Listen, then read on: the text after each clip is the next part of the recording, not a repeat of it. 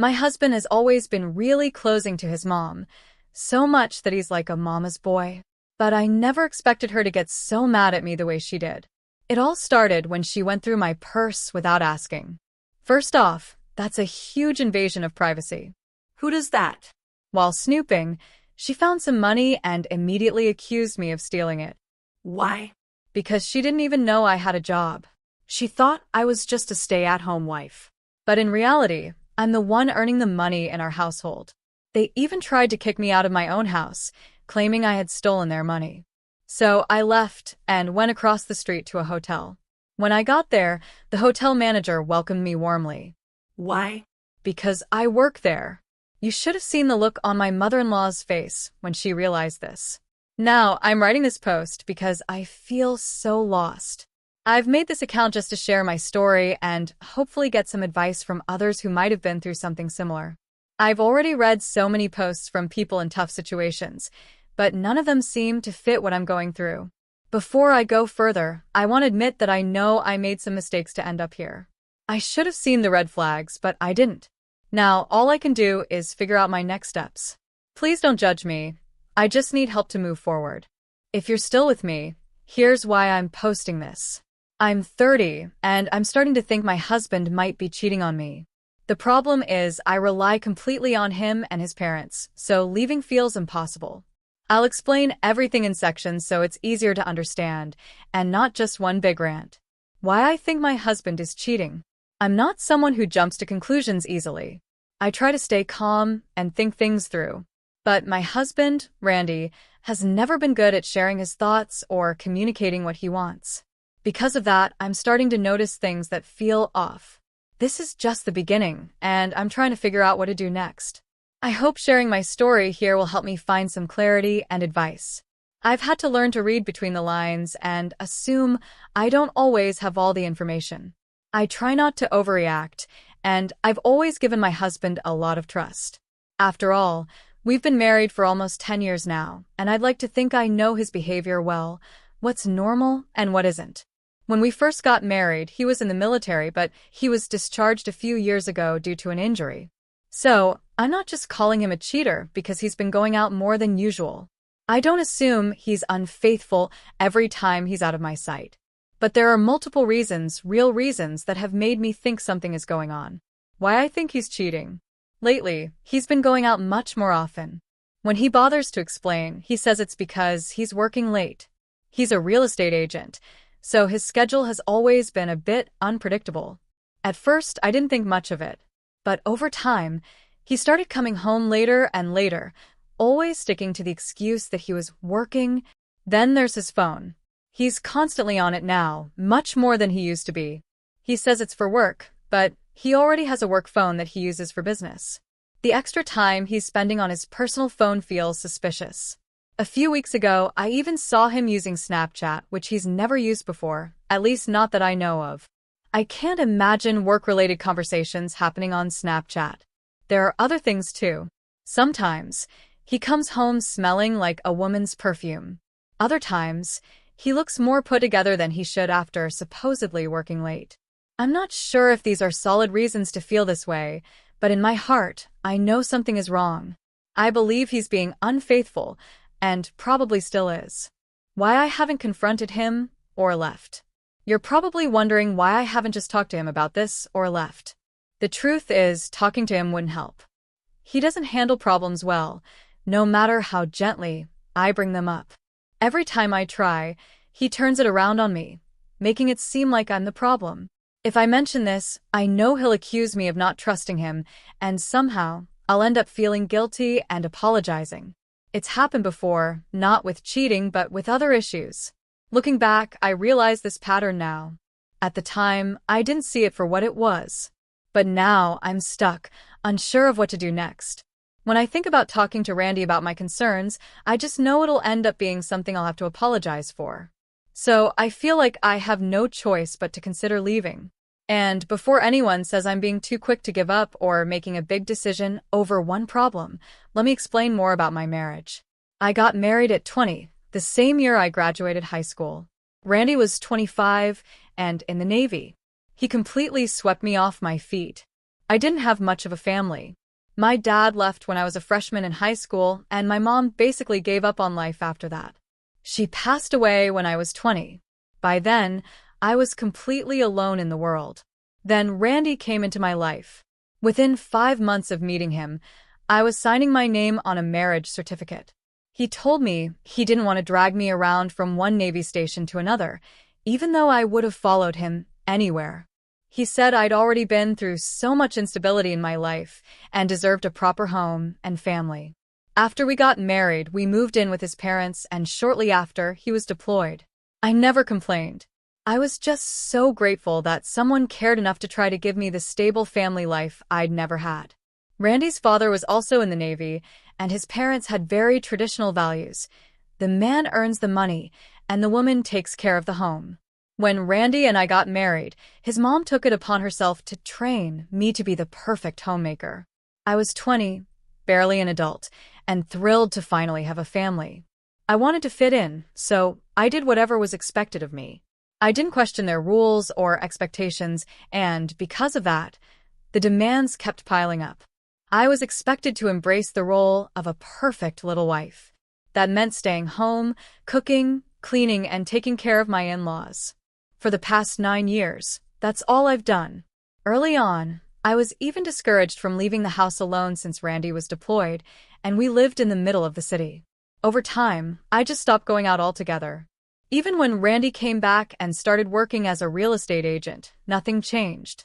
My life stayed confined to the house, and I kept living up to their expectations without question. I never left the house, and over time, the few friendships I had just disappeared. Within the first couple of years of marriage, my world became all about Randy and his parents. They were my entire universe. Their strict, traditional family values meant I couldn't talk back, disagree, or even dress the way I wanted. I wasn't allowed to have opinions that didn't match my husband's. It took me a long time to realize just how bad this was. That realization started a few months ago when I first suspected Randy might be cheating. Deep down, I've always known the way they've treated me isn't right. But since they're the only family I have, I didn't want to face the truth. The hardest thing to accept is knowing that, even if I wanted to leave, I couldn't. I have no one else to turn to. I don't have an education, a job, or any experience. I'm almost 33 years old, with nothing but a high school diploma and a blank resume. I've looked at job listings in my city, but they just made me feel worse. I'm not qualified for anything, and I don't have any savings to help me get by while I figure things out. I have nothing, and I feel completely stuck. I honestly don't know what to do. I need help, so please tell me, what would you do in my situation? Update 1. Thank you for your kindness. Hi, everyone. First, I want to thank all of you who commented or reached out after my last post. I'm not sure how to link it here, but it's the only other post on this account if you want to read it. I can't tell you how much your kindness, advice, and support mean to me. After I posted, I spent hours panicking. I was so scared someone might find my post and figure out it was me. I even thought about deleting it so many times that night. But the next day, my mother-in-law's side of the family came to visit, and I got so busy hosting that I forgot about the post for a few days. By the end of the week, I came back to find so many messages and comments from amazing people offering advice and support.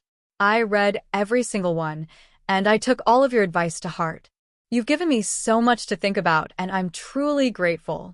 Thank you for helping me feel like I'm not alone in this. I looked into a women's shelter nearby and even called them once, but they didn't answer, and I never got around to calling again. I did, however, read a lot of information and personal stories on their website. One blog post stood out to me. It was about a woman who turned her life around after leaving an unhealthy marriage by starting a job as a cleaner. One day, I was driving home after dropping my mother-in-law off at her social club when I noticed a help wanted sign at a hotel not far from home. Since dropping her off and picking her up were the only times I ever left the house, seeing that sign felt like pure luck. I decided to go in and ask about the job. When I walked in, I ended up talking to the hotel manager. I explained, in a professional way, that I really needed a job and didn't have any qualifications. I think God was truly looking out for me that day because she decided to give me a chance. She offered me a housekeeping position, even though I couldn't work many hours, and said she'd work around whatever schedule I could manage. I don't know if she sensed how much I needed this opportunity or if it was just kindness, but she believed in me. I started working 5 days ago. After dropping off my mother-in-law, I drive home, park the car, and walk to the hotel. It's not far, and I don't want anyone to notice the car missing. Plus, I don't mind the walk. At the end of this week, I'll be getting my first paycheck ever. It might not seem like a big deal to others, but for me, it's a step forward.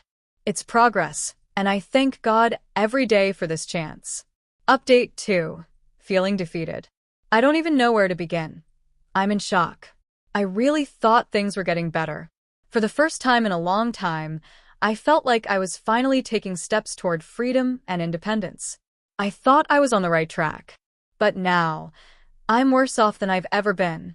Part of me thinks I should have been more careful, but the bigger part of me is wondering if I made a mistake by even trying to change my life.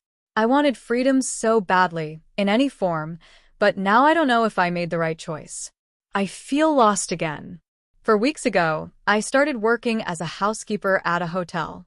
When I made my last update, I felt on top of the world, like I had everything figured out. I would go to work when everyone was out, and I'd always be home before they got back. It was working perfectly, until it wasn't. Tonight, we went out for dinner to celebrate my father-in-law. He had a great article written about him in the local news. After leaving the Navy, he became a politician in our small town, and he's been doing really well over the last few years. This article was like the cherry on top of his success. Everyone was in high spirits during dinner. Afterward, he got a call from some of his friends and colleagues inviting him out, so he left, and it was just me, Randy, and my mother-in-law heading home. I was carrying my purse, and at some point, during dinner, my mother-in-law had slipped her phone into it without me noticing. On the way home, she reached into my bag to get her phone and instead pulled out my wages for the week. I had put the money in there earlier in the day and completely forgotten about it while rushing to get ready for dinner. Of course, she wanted to know where I got the money. I froze. Before I could say anything, she jumped to her own conclusion. She told Randy to pull over, and when he did, she accused me of stealing. I denied it, telling them I had earned the money. But as far as they knew, I didn't have a job. I never left the house, so where else could the money have come from? They kept accusing me, and I kept denying it, but they wouldn't believe me. Then Randy leaned over, opened the passenger door, and told me to get out. I just sat there, frozen. This time, he didn't even argue. He got out of the car, walked to my side, pulled me out, and left me standing on the sidewalk. I was still in shock, holding my bag, when he snatched my purse from me, got back in the car, and drove off. My mother-in-law rolled down the window and said, "Thieves deserve to live on the streets. Maybe if you don't tell them, they'll let you in as a homeless person for the night." I turned around, and behind me was the hotel, the very same hotel where I work and had earned the money. I don't know what came over me at that moment. I was so overwhelmed by everything that I just laughed, not because it was funny, but out of pure disbelief. I didn't know what to think or how to react. So I walked straight to the hotel. By some miracle, the same manager who had hired me, Abigail, was at the front desk. For the past 4 weeks, she'd been checking in on me, even though she could tell there was something about my situation I wasn't sharing. When I walked in, looking completely shell-shocked, with nothing but the clothes I was wearing, she didn't ask questions. She just hugged me and took me to the back room. Thankfully, I still had my phone with me. Update 3. Where I am now. I wanted to update everyone who's been commenting and messaging me. I don't have much to say, but I'll answer your questions and share what's happened in the last few days since my husband and mother-in-law kicked me out. After Abigail took me to the back room, she comforted me until I could think straight enough to talk. I ended up telling her everything. Maybe it was unprofessional to share so much with my manager, but in that moment I needed someone, and she was there. Abigail listened patiently, and when I finally finished, feeling embarrassed and ashamed for unloading all of that on her, she surprised me. She said she was sorry I'd been going through so much. I couldn't believe it. Here I was, bothering a woman I'd only known for 4 weeks, and instead of judging me, she offered nothing but understanding. Abigail told me she had suspected there was more to my story from the moment I came to the hotel looking for a job. She said she would never turn her back on a woman in need. Then, she told me something shocking. She had seen Randy and my mother-in-law's faces when they realized she'd welcomed me into the hotel. She said they looked pale as ghosts before driving off in a rush, almost like they were the guilty ones. Abigail went above and beyond for me. She gave me a room to stay in, sent up some hot chocolate, and even found a spare charger for my phone. That's where I wrote my last update from. The next morning, as if she hadn't already done enough, Abigail came to see me again. She brought documents proving I'd been working at the hotel, along with my pay slips for the last 4 weeks. She said, "No one's going to make you feel like you have to defend yourself. You've earned this money, and you deserve your dignity." Abigail's kindness has been more than I could have ever asked for, and I'm so grateful for her.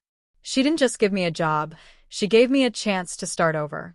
I hadn't stolen a thing, and I was determined to prove it.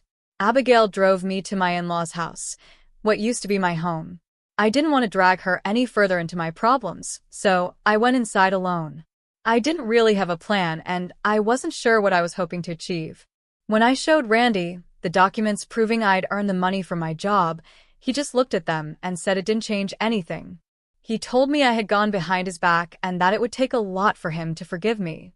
His mother agreed, saying I couldn't blame them for their reaction because I had broken their trust. In that moment, I realized something.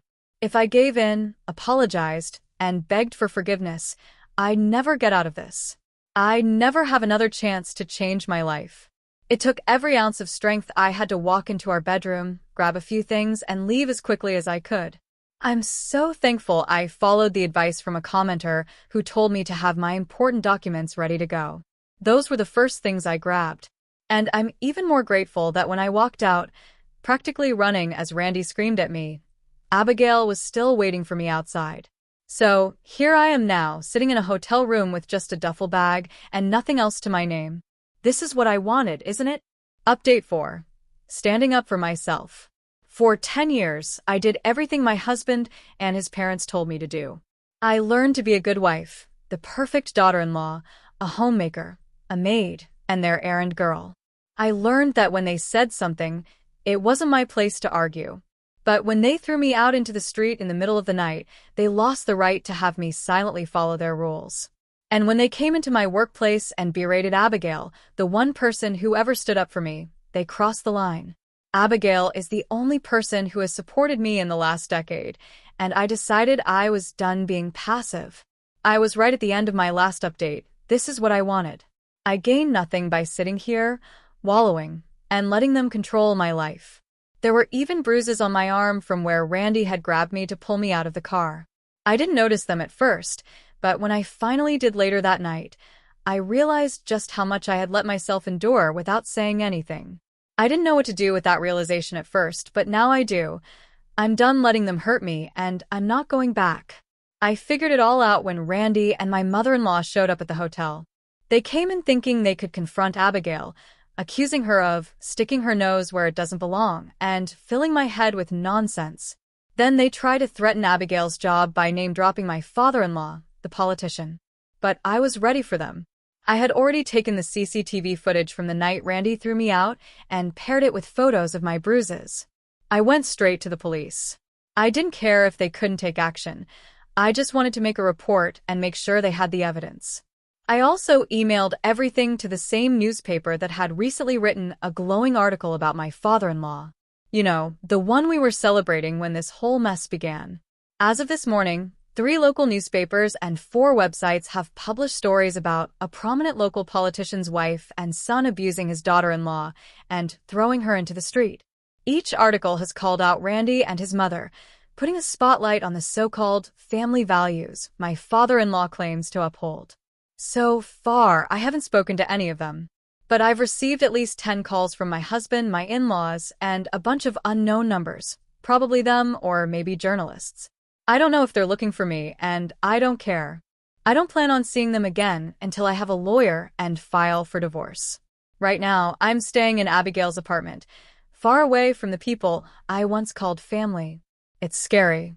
I don't know what the future holds, and I don't have everything figured out. But I know this. It's better than going back. It will get better. Last night, I read a quote that said, "To build your new life, sometimes you have to burn your old one to the ground. It's painful, and it's not easy, but it's necessary." This is what I need to do to move forward and finally build a life of my own. Update 5. The final update. Hi, everyone. I never thought I'd come back to this post, especially after all these months, but I just had to share the good news with the people who helped give me the strength to break free. I just got promoted. It's not official yet and won't take effect immediately. It might not even happen this year, but I've been accepted into a management training program at the hotel. It's a small step, but it's mine. For the first time in years, I feel like I'm building something real for myself. Thank you to everyone who supported me through this journey. Your kindness and advice gave me the courage to take control of my life. Thank you, truly. I'm still working as a housekeeper, which, after all those years of homemaking, turns out to be something I'm really good at.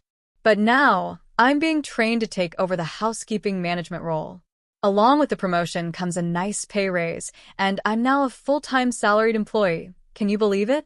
On top of that, I'll be working more closely with the head of housekeeping, who told me she sees me as capable and even suggested I could take over her position when she retires in a couple of years. Not only is that an important role, but it also feels amazing to know someone believes in me and sees my potential. On another note, I'm also in the process of getting a divorce. I eventually reached out to the women's shelter I called before, and they helped me connect with a divorce lawyer who specializes in cases like mine. If all goes well, Randy will have to cover the cost of my legal representation. I won't go into too much detail about the legal stuff. It's long, complicated, and not as interesting as the rest of what's happened. Speaking of Randy, things took quite a turn for him after the media circus surrounding the police reports and CCTV footage. His father's office released a public statement disowning Randy's actions. They even said his father was so disgusted with Randy's behavior that he cut him off entirely. Since Randy was still living with his parents, cutting him off meant he was kicked out of their house. You'd think that wouldn't be a problem for a supposedly busy real estate agent, but it turns out Randy wasn't as booked and busy as he claimed. He's now living with his maternal aunt and has been sending me texts complaining about how I abandoned him and how he's been left with nothing. He even brought up our vows, saying I left him in his time of need. I haven't responded to any of his messages, but I've been forwarding all of them to my lawyer. As for Randy's father, he's been scrambling to repair his public image. His political rivals wasted no time using the scandal against him. From Randy's texts, I know his father has banned his mother from going to her social clubs because he doesn't trust her to keep quiet and not make things worse. Apparently, she's now stuck in the house, just like I used to be, while Randy is completely banned from the property. As for me, I'd rather focus on my promotion and the new chapter of my life. Thank you all so much for your support. It means the world to me. Goodbye.